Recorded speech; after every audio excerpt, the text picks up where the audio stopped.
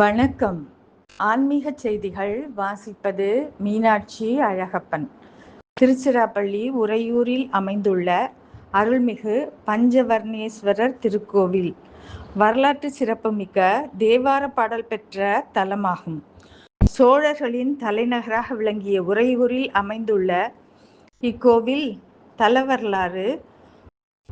கோழியூர்.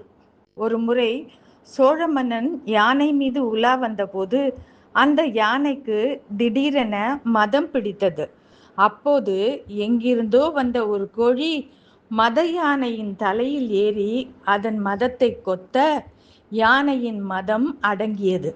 அந்த கோழி ஒரு வில்வ மரத்தடியில் சென்று மறைந்தது. அங்கே சுயம்புவாக சிவலிங்கம் இருப்பதை கண்ட மன்னன் அந்த இடத்தில் கோவிலை எழுப்பினான். கோழி யானையை அடக்கியதால் இத்தலம் கோழியூர் என்றும் அழைக்கப்படுகிறது. பஞ்சவர்ணேஸ்வரர்.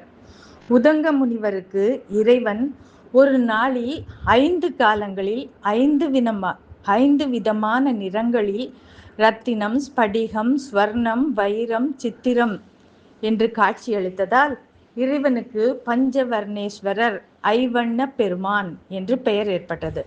பஞ்சபூதங்களின் சங்கமம் சிதம்பரம், திருவானைக்காவல், திருவண்ணாமலை, காஞ்சிபுரம், காளஹஸ்தி ஆகிய பஞ்சபூத தலங்களை தரிசித்த புண்ணியத்தை இத்தல இறைவனை வழிபட்டாலே பெறலாம் என்பது ஐதீகம்.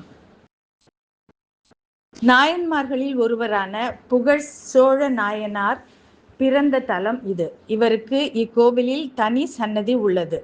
இது சோழர்களால் கட்டப்பட்ட மிக தொன்மையான மாடக்கோவில் ஆகும்.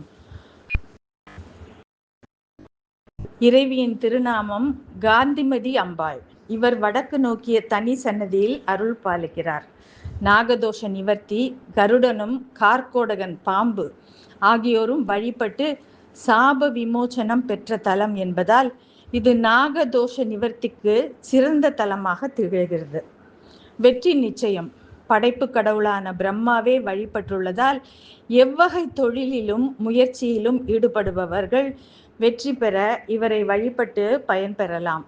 பகைவர்களின் தொல்லை நீங்க யானையை அடக்கிய கோழியின் வரலாறு போல நம்மை பீடித்திருக்கும் எதிர்ப்புகள், துன்பங்கள் மற்றும் தடைகள் நீங்கி மனதைரியம் கிடைக்கும். முந்தைய பிறவி பாவங்கள், சாபங்கள் மற்றும் தோஷங்களில் இருந்து விடுபட இங்குள்ள சிவ தீர்த்தத்தில் நீராடி இறைவனை வழிபடுவது சிறப்பு. சகல சௌபாக்கியங்கள் இத்தல இறைவனை தரிசிப்பது பஞ்சபூத தலங்களை ஒரு சேர தரிசித்த புண்ணியத்தை தரும். நன்றி.